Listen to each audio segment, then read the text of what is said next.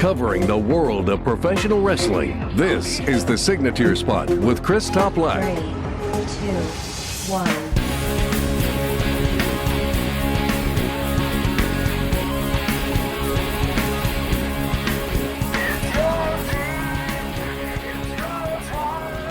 Thank you very much for tuning into the latest episode of the Signature Spot with Chris Toplack. As always, I greatly appreciate your ongoing support, and your support was heard loud and clear last week. The feedback on the Johnny Gargano versus Tommaso Ciampa, the definitive timeline segment, was overwhelmingly positive. I sincerely thank you for tuning in and providing me with that feedback. Very humbling. I received some texts, emails, private messages, even some tweets that asked me to produce more of those segments in the future. Took some work to do the research. I was happy to do it, and you can bet your bottom dollar I will do it again. There are endless feuds to highlight, so on future episodes of the program, I will dive back into definitive timelines. If I'm going to see a decline in listeners, perhaps it's due to the fact that the Bellas started their own podcast. Why not, right? They have their apparel line, their wine, the reality TV shows, and now their podcast. How can I possibly compete with their episodes on One Night Stands and the paparazzi? Gonna lose everyone to the Bellas podcast. The Hart Foundation, comprising of Bret Hart and Jim the Anvil Neidhart, will be inducted into the WWE Hall of Fame Class of 2019, highly influential, one of my all-time favorites. I'm really excited about this news. And the Hall of Fame induction ceremony takes place now on Saturday, April the 6th. That's on the eve of WrestleMania 35. So the topic of the week today will be about the Hart Foundation. And on the program today, I'm joined by writer Kyle Scarf as we discuss the legacy of the Hart Foundation and bring up several career highlights. Plus, I recap Raw and Smackdown, including KofiMania running wild, brother, to WrestleMania, along with Charlotte Flair's championship victory. Your weekly recap. We start with Monday Night Raw, and I'm confused. What's the point of a beat-the-clock challenge when nobody wins any advantage? That's what we were treated to open Monday Night Raw. Ronda Rousey, Charlotte Flair, Becky Lynch, all forced to compete in the Beat the Clock Challenge facing members of the dreaded Riot Squad. So first, it was Ronda Rousey, angry as always, chasing Sarah Logan around the ring and eventually defeating her via, surprise, surprise, the armbar in a minute 25. Charlotte Flair faced Ruby Riott, a tougher test if you ask me. And while she had Ruby locked in the figure eight, time ran out. Charlotte Flair failed to beat the clock. And then Becky Lynch ate a big boot from Charlotte. But that's okay. She still managed to pin Liv Morgan in a minute 18. And she managed to win the Beat the Clock Challenge. Ronda Rousey paced around the stage, muttering God knows what between both matches. If it was me and there was nothing on the line, I would get purposely disqualified and remain fresh for WrestleMania. No logic there. Originally, Finn Balor was forced to compete against Bobby Lashley and Lio Rush in a handicap match to earn an Intercontinental title shot at WrestleMania, but instead, Jinder Mahal took Leo's place. The numbers advantage still wasn't enough as Finn Balor hit the coup de grace on Jinder Mahal to earn a shot against Bobby Lashley on the grandest stage of them all for the Intercontinental Championship. I predict, and perhaps it's a little bit of wishful thinking, we will see the Demon reemerge at WrestleMania. Ricochet and Aleister Black defeated the Revival in a non-title match after the one and only landed a flawless 630 splash on Wilder. And a match between both teams at WrestleMania makes perfect sense. But I question why the Revival has looked so weak during their championship reign. Drew McIntyre came down to the ring and he pleaded with Joe that he should think about his family. Haven't they been through enough? Roman Reigns came out, accepted the challenge at WrestleMania, of course, and noted that Drew should never run his mouth about his wife and kids again. Then Reigns proceeded to attack McIntyre, but Drew ultimately took the big dog down with the Claymore kick. Drew McIntyre continues to look like a world beater on the road to WrestleMania. Sasha Banks with Bayley took on Natalya with Beth Phoenix by her side. That ended in a no contest after the team of Nia Jax and Tamina showed up. Beth Phoenix stole the show. She dominated Jax, picked her up with ease, and even hit the Glam Slam finisher on Tamina. And while there were no doubts about it, Beth Phoenix has not lost a step. The "you've still got a chance" were very well earned.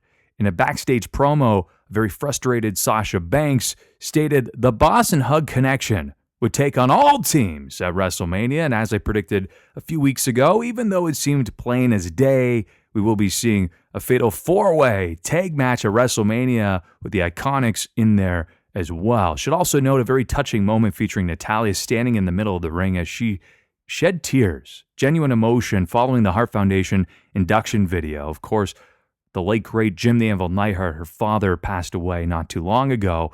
One would imagine this would bring her a little bit more closure. It's never easy to get over the loss of a loved one, but this will be great for her to be a part of.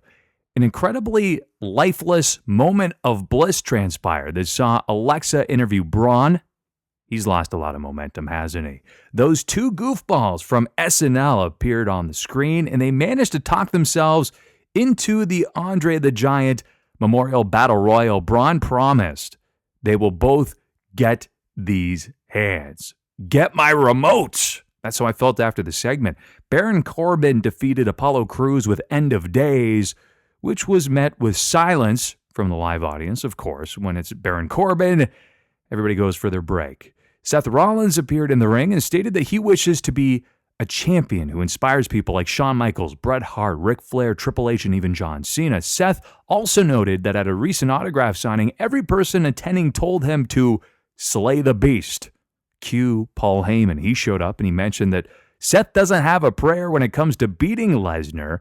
As Seth approached Heyman on stage, Paul was begging the Kingslayer not to touch him. He's just an avid kid. You can't do this. Rollins laughed, literally dropped the microphone on him. I really enjoyed the exchange between the two. It makes Seth look like a legitimate threat. The Kurt Angle farewell tour continued in Boston as he faced the Samoan submission machine, Samoa Joe, his hand-picked opponent apparently. Joe opened the match with a headbutt, which was an ode to their promo in TNA Wrestling back in 2006. That was really reminiscent of that initial face-to-face there. And by the way, those two competed in some of the best matches in TNA history. It's evident that Kurt has definitely lost a step or even two, but still a very reputable effort from both men. I just find it perplexing that Joe lost cleanly ahead of his match at WrestleMania, plus the fact that he is the United States champion. Triple H cut a promo on Batista, but his delivery was initially very jovial and lighthearted. He did a job for an envelope by struggling to pull it out from within his leather jacket, did the wannabe Spice Girls line, and even teased the animal by noting he was the Deacon, following Devon Dudley around with a collection plate before Evolution. Batista's letter asked that Triple H put his career on the line for the match at WrestleMania, or the animal just simply won't show up. Triple H agreed, as in his words, if I can't beat a self-deluded douchebag like Batista, then he has no business being in the ring anyway. Drew McIntyre versus Dean Ambrose in a last man standing match I thought was pretty good. These two share incredible chemistry. While it wasn't as well executed as their Falls Count Anywhere match from a few weeks ago, it was still the highlight of Monday Night Raw in my eyes. McIntyre, again, just appears to be the star of the show as he challenges Roman Reigns at WrestleMania. As for Dean Ambrose, his future still appears to be in the air. If he's featured so prominently and he's about to leave the company, I would question why they would put him in that spot. So I believe, my hunch is that he is sticking around. If not, even though it's a losing effort, he's still getting some great screen time. Smackdown opened with The New Day. Woods and Big E teased quitting due to Vince's treatment of Kofi Kingston, but they needed answers prior to making a definitive decision. So they called out Vince McMahon, who, of course, did his strut, made it to the ring. There was some back and forth banter until Daniel Bryan showed up and boldly proclaimed that Kofi is a B-plus player, an ode to WrestleMania 30 in the build there. Eventually, Vince decided that if Big E and Xavier Woods win a tag team gauntlet match later on in the evening, Kofi will be granted his championship match at WrestleMania against Daniel Bryan. Yet more hoops for the New Day to collectively jump through. And a total surprise. Who saw this one coming? Charlotte was granted an impromptu women's Smackdown championship match against Asuka. And I had a sneaking suspicion the second it was made a championship match what the outcome would be. It proved to be accurate. I'm sure you had the same lingering assumption. It was a very competitive and superb match. Great chemistry between those two.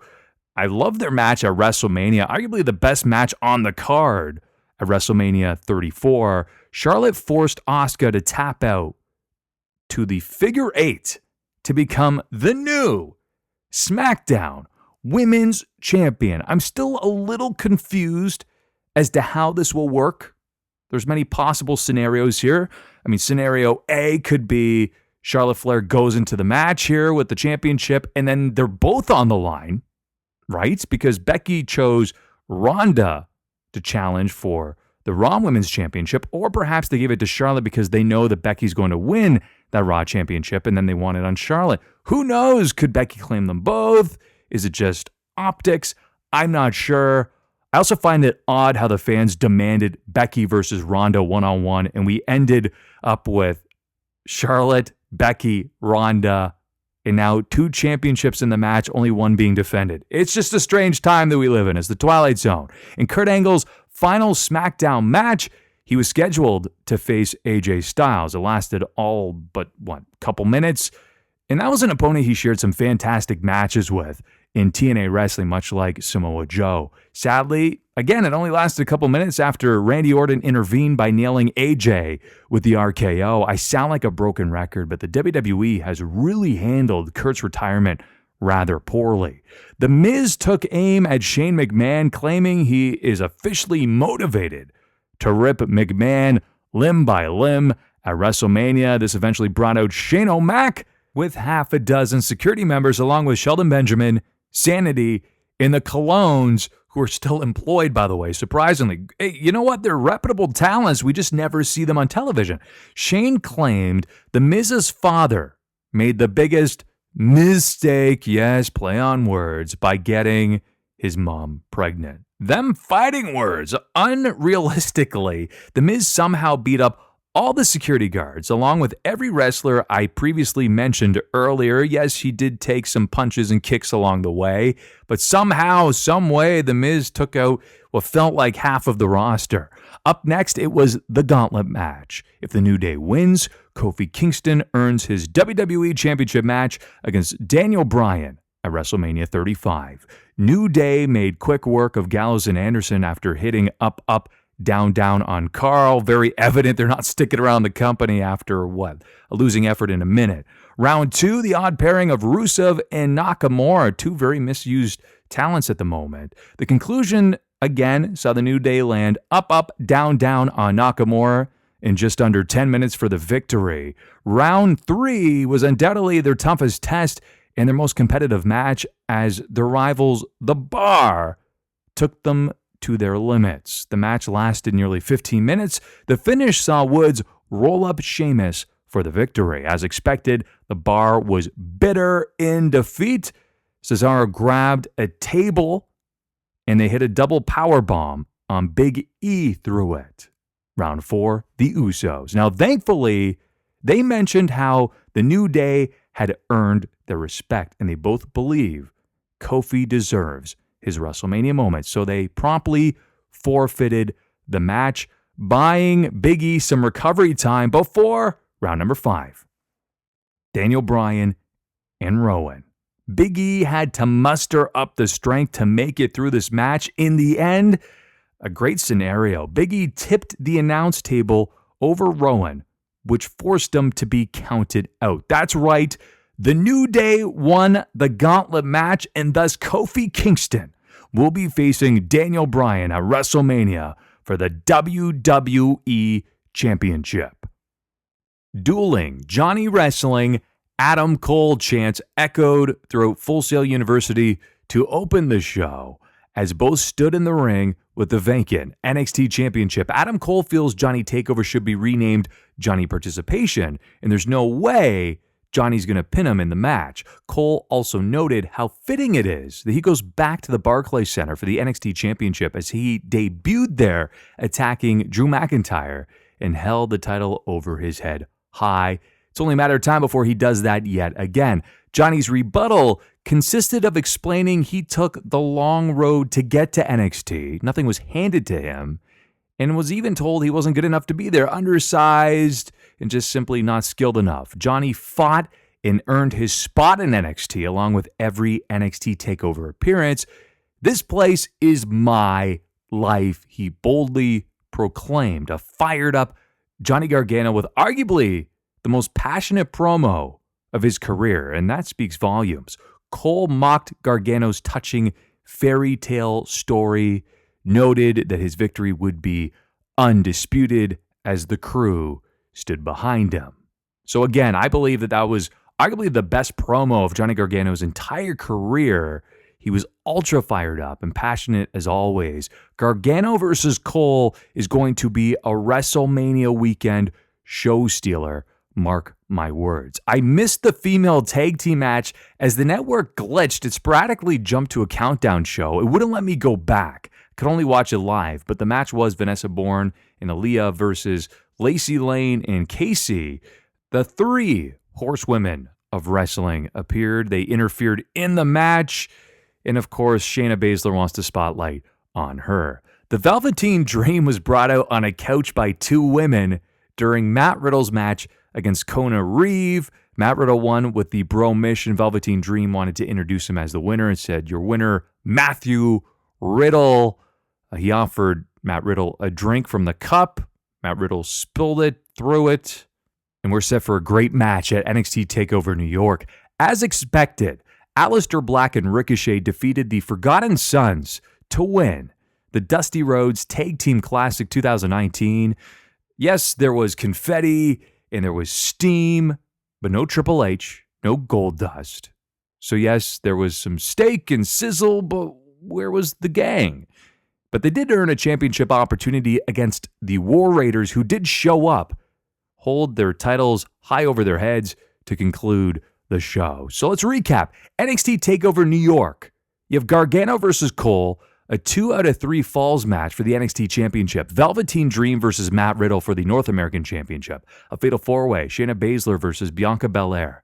Kairi Sane and Io Shirai for the NXT Women's Championship. War Raiders versus Aleister Black and Ricochet for the NXT Tag Team Championships. And Pete Dunne versus Walter for the NXT UK Championship. Quite possibly, it's a bold statement, the best NXT TakeOver card to date. The latest industry news and rumors. Former UFC heavyweight champion Cain Velasquez is set to make his pro wrestling debut at AAA's Wrestlemania, their premier event taking place on August the 3rd. Cain possesses so much skill and potential. Unfortunately, a lot of his MMA career was plagued with injuries. Very interesting to see how he transitions all of those skills to the world of professional wrestling. Either way, I will definitely be watching. The Queen of Rock and Roll, the godmother of punk, Joan Jett, will be performing her song Bad Reputation, which happens to be Ronda Rousey's theme song, live at MetLife Stadium in New York on April the 7th at WrestleMania. A very infamous match may have been discovered. Have you ever heard of the name Tom McGee? If not, I'll provide you with some context very quickly. Tom McGee was a powerlifter from Winnipeg back in the 80s who caught the attention of Vince McMahon. So much so that apparently he viewed him as the second coming to Hulk Hogan. He looked the part, but could he actually wrestle? Well, in fact, he apparently had a fantastic match against Bret Hart that's never been seen. Unaired footage.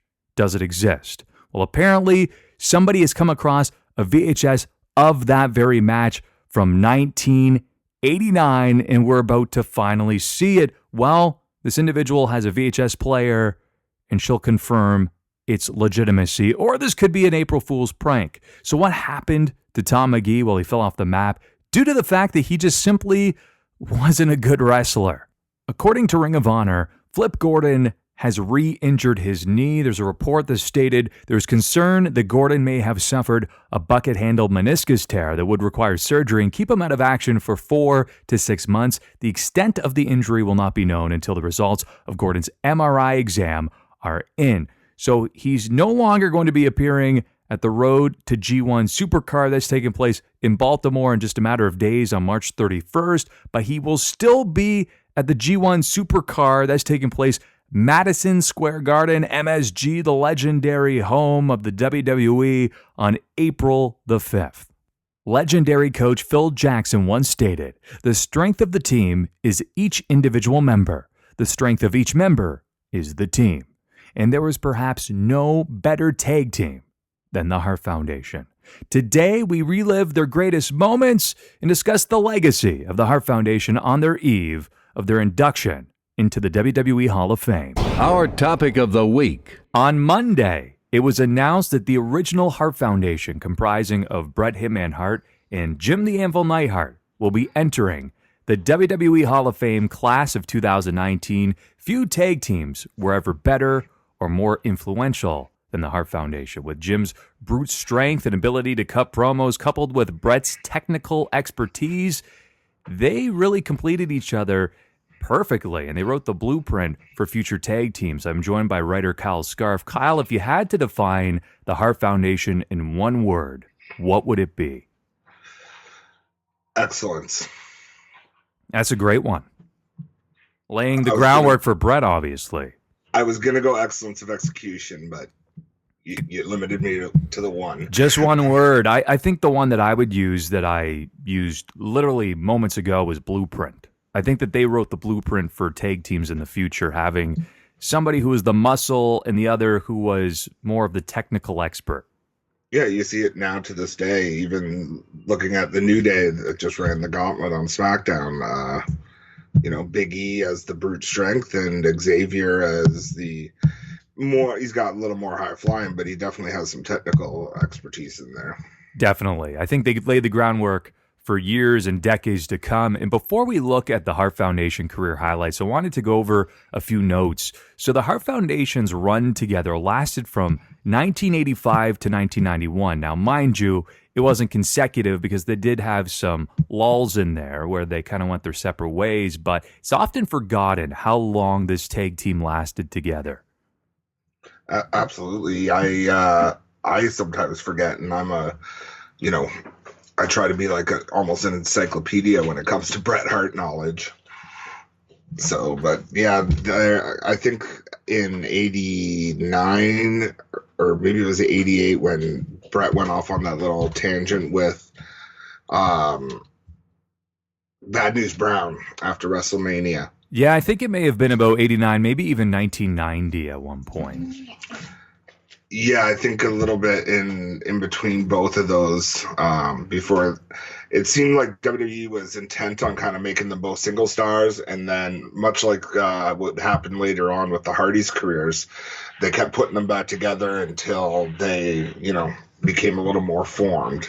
Yeah, and we're going to talk about that shortly. Now, according to Bret, the formation of the Hart Foundation is a bit of a funny story because he was ready to quit the WWF following a failed cowboy gimmick. If I do recall correctly, I think it was George Scott he was talking to, and he said, "Where I come from, you need to be a real, legitimate cowboy." And as a last-ditch effort, he pitched the Hart Foundation to the office since him, Jimmy Hart, and the Anvil all shared variations of the last name. So eventually the office caved. It went with Bret's idea, and it was March 1985 in Brantford, Ontario, just down the road from us, where they were officially born. Pretty amazing when you think about that. Absolutely. The fact that it's, a 45-minute drive, give or take, and one of the greatest tag teams in the history of the business was formed right there, and what a run that we're, about to go through that they would have.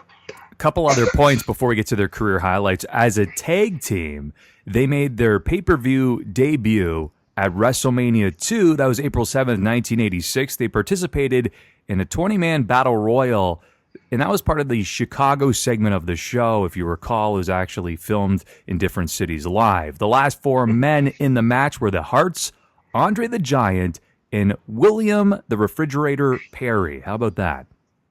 4 Hall of Famers right there. That is true. One maybe less deserving than the others. Great football player, though, so I'm okay with that. And at least he competed, and he may have not been the greatest or the most technical, but he put forth a valiant effort, and at least he does deserve his spot in that celebrity wing. More so than many others in there, absolutely. More so than almost everybody. They were also a 2-time WWE Tag Team Champions together, and in 2008, this could be up for debate, but still near the top, the WWE named the Hart Foundation the 3rd greatest tag team in history. I'm intrigued. I'm guessing number 1 was probably Edge and Christian. Mm-hmm. And number 2 would be either the Hardys or the New Age Outlaws. Or maybe the Dudleys as well. You never know. Yeah, but that's high praise regardless, because every team we just named there is iconic in many ways, and I feel like I was about to make an iconic joke, but I'll subside. But yes, absolutely, they deserve to be listed right at the top there. So let's take a look at some of their career highlights, and there were many of them over the span of that 6-year run. The matches that originally put them on the map were against the Killer Bees. That was throughout 1986, a very underappreciated tag team in my eyes that deserves to be hailed as one of the all-time greats as well. Yeah, I think Brunzell came from AWA. Did Blair come from AWA as well? I think he did, and Blair, I believe, was the better of the two, at least in my eyes, and he's very involved with the Cauliflower Club, I believe. I believe so, yes. I think Brunzell had his better days in the AWA and was almost not quite winding down his career, but definitely wasn't in his 100% prime. But they were an underappreciated team, I think, because of the silly gimmick. A lot of people overlook them, but they could obviously, it helped put the Harts on the map, so they were doing something right. In late 1986, the Hart Foundation started feuding with arguably their greatest rivals of all time, the British Bulldogs. And when each team comes to mind, I immediately picture them in the ring together. These teams were tailor-made for each other, and they competed frequently back in the days of Stampede Wrestling as well. Absolutely. I think that they, much like you've said already, blueprint for what would come in the WWF back in Stampede. You have 4 of the greatest wrestlers in the history of the sport right there. Like you said, Neidhart is the muscle. You had the muscle over with Davey Boy in the Bulldogs. Dynamite was pound for pound one of the all-time greats, no doubt about it. Absolutely, and I really hope. I've heard rumblings, Bulldogs might be going in next year. They'd absolutely deserve a spot in the Hall of Fame. And then Brett and the chemistry that he had with Davey and with Dynamite, off the charts, like unbelievable. Well, you put in your reps, and once you start to know each other very well, you start to predict your habits and your different moves. And I feel as though because they were in the ring so often, they just started to know each other, and they were just succinct either way. So let's move ahead. January 26th, 1987, the Hart Foundation defeated the British Bulldogs to capture the tag team titles. Now, this was thanks in part to Danny Davis. He was the referee who later turned heel. He helped out the Hart Foundation in a bit of a screw job scenario here. Mm-hmm. If I recall correctly, that's also a match where Dynamite had broken or done something severely harmful to his back, and he kind of refused to come back and drop the titles to anyone other than the Hart Foundation, which is why if you go back and watch the match, I believe Davey does pretty much everything in there. But I knew we were going to end up talking about Dangerous Danny Davis. Yes. And Mr. Ohio. No, I think it's a different one, not the same Danny Davis that's tied to Ohio Valley Wrestling. That said, I'm glad that they finally picked up the straps, and unfortunately, could have been under better circumstances given Dynamite's physical well-being. Mm-hmm. But definitely a career highlight. The first time you pick up a title in any regard, whether it's on the indies or on the big stage, it's an accomplishment, and it's a acknowledgement from your peers and your superiors that you've been chosen for this role. Let's see how you do. Moving ahead nearly 2 months to the day, it was March 29th, 1987. That date should stand out because it was WrestleMania 3, a very iconic event. It was in the Pontiac Silverdome, brother, in Pontiac, Michigan. And 93,000 enthusiastic fans were there. It was Danny Davis and the Hart Foundation. They defeated the team of the British Bulldogs and Tito Santana on the grandest stage of them all.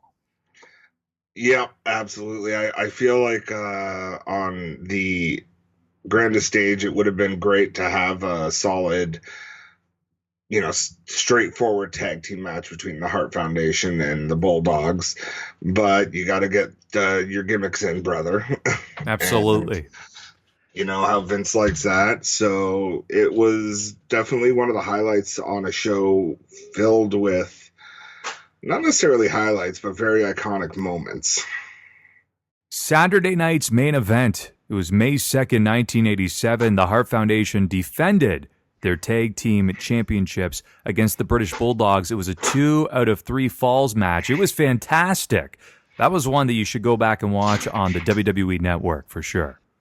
I feel like I watched that one not recently, but within the past year, and just your jaw drops to the floor that there was this kind of work being done back in the days of, your King Kong Bundys, your one-man gang, Mm-hmm. your Hulk Hogan, Ultimate Warrior.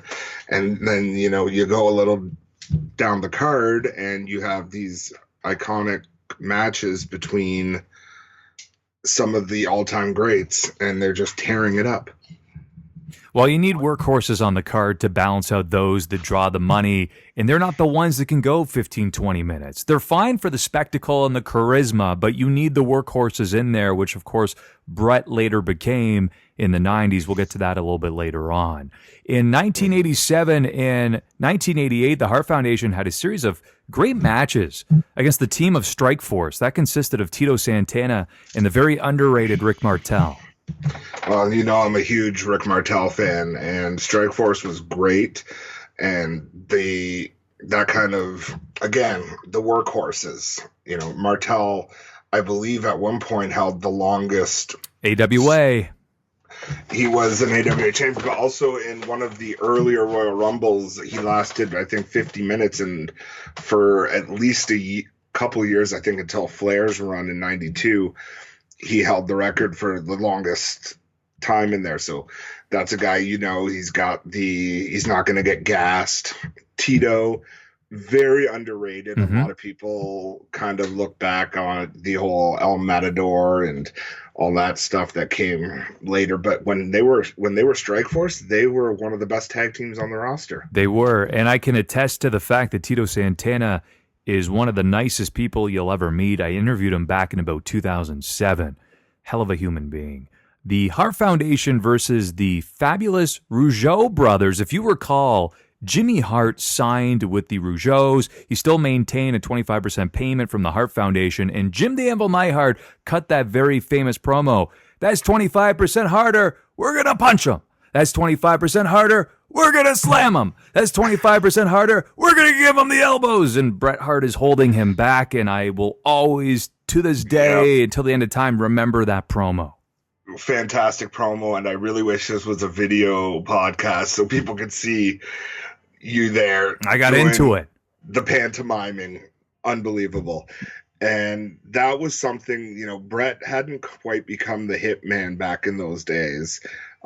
He was getting there in the ring, but his character wasn't quite there. But Lord, did the Anvil ever make up for that in spades.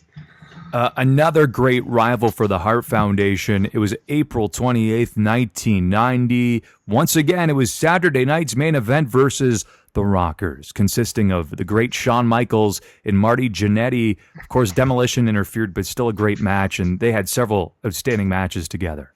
Absolutely. The one that always stands out, and I'm not sure if we're going to touch on it going forward because it wasn't quite a highlight, was the one where the ring rope broke. Had to retape it. Yeah, that was originally going to be where they dropped the titles to the Rockers, and the Rockers never ended up officially getting that title reign because there was a change in plan after the fact. But, again, Jannetty's a workhorse. Shawn Michaels is arguably the greatest of all time. Yep. As an all-around performer, he certainly has to be in the conversation, that's for sure. 100%. And you put all of those guys together and magic's going to happen. Definitely. August 27th, 1990, it was Demolition versus the Hart Foundation. It was a 2 out of 3 falls match. The Hart Foundation became the new WWF Tag Team Champions for the final time. Yes, and, Demolition is a team that many have always argued is a knockoff Road Warriors. Whether you believe that or not, if you go the route of everyone or the Bruce Pritchard route, it doesn't matter. They could go when they needed to. And if you're going to go against a team like the Hart Foundation that are they're going to make you work. Definitely. And Brett has also noted on several occasions that they do rightfully belong in the WWE Hall of Fame, and it's only a matter of time before they get there. A lot of tag teams being inducted this year, so their time will come, I'm sure, over the next couple. It was November 22nd, 1990, Kyle, Survivor Series. The reason why I'm pointing this out is because Kane the Undertaker debuted.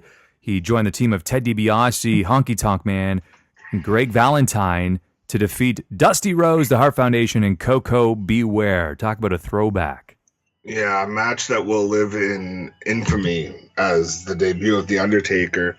I believe that it was Koko that took the first ever tombstone, but Brett took a almost like a boss man slam-like choke slam from The Undertaker. And sold it very well, of course.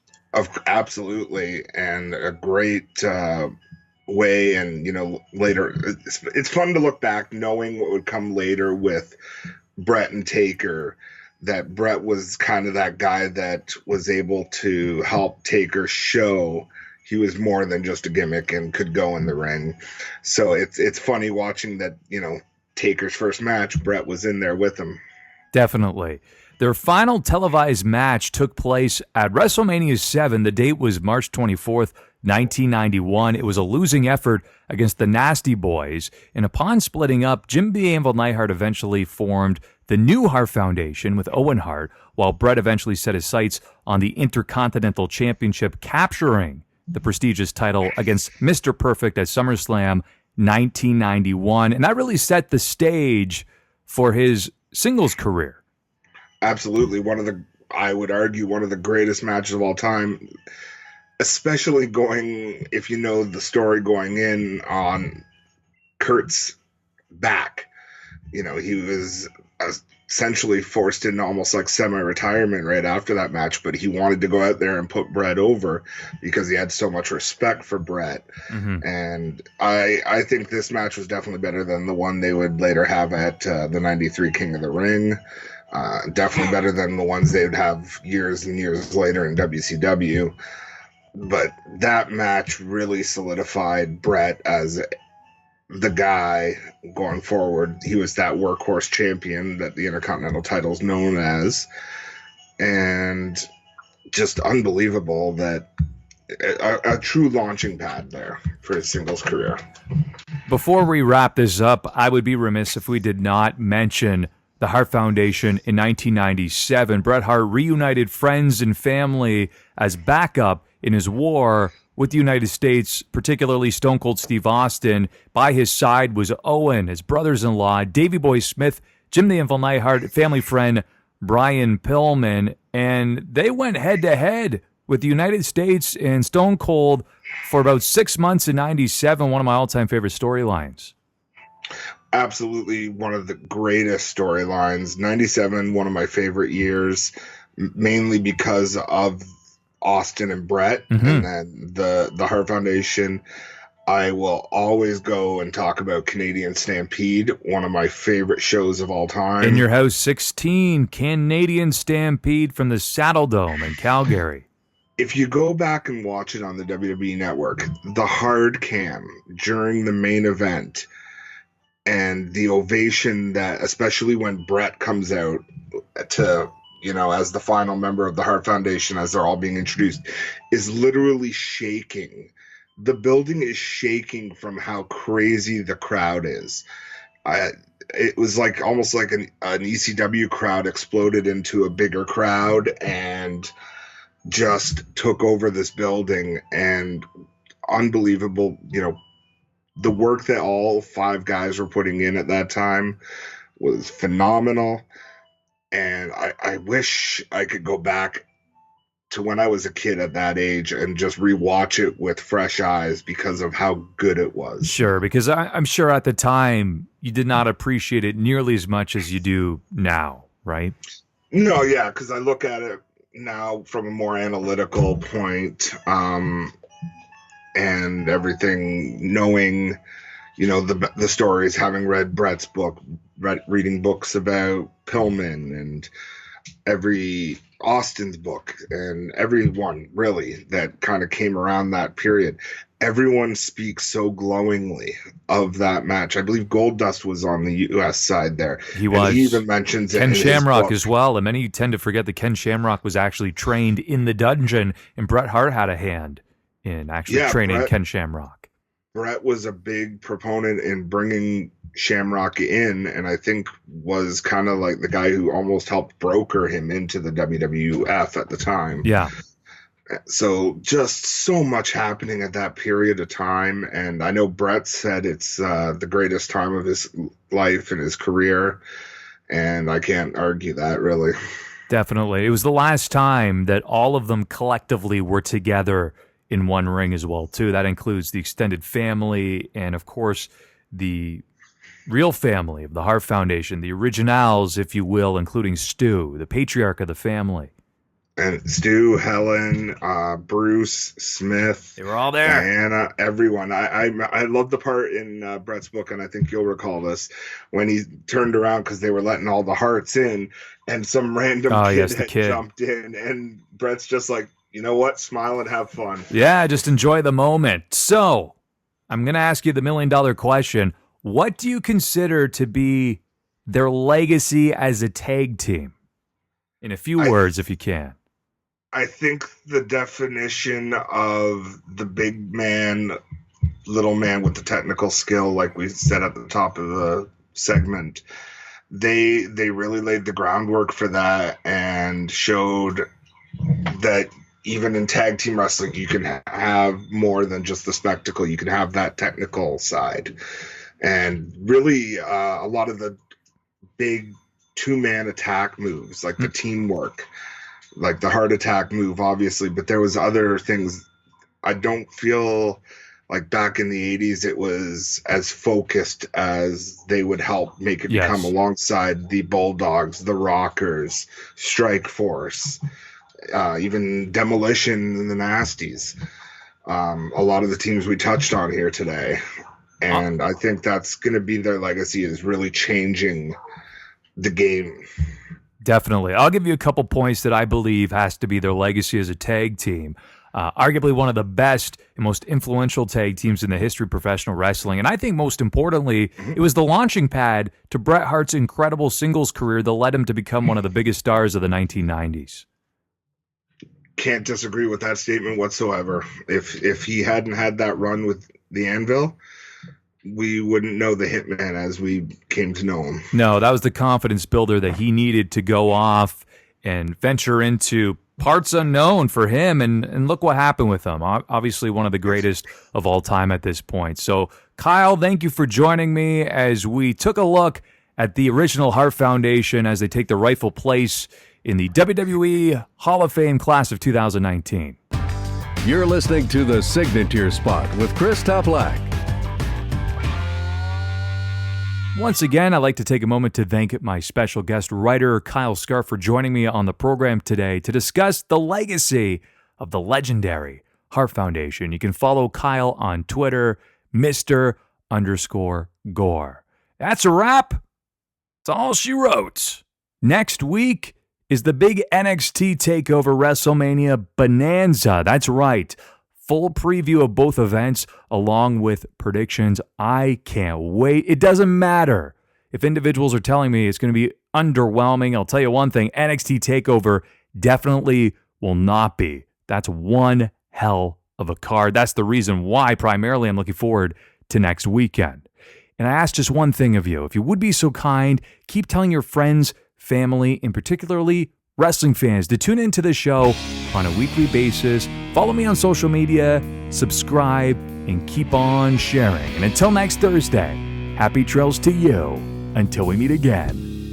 This concludes another episode of The Signature Spot with Chris Toplack. For new episodes, subscribe on YouTube, Stitcher, Spreaker, iHeartRadio, or iTunes. And don't forget to follow The Signature Spot on Facebook for exclusive clips, polls, and opinions.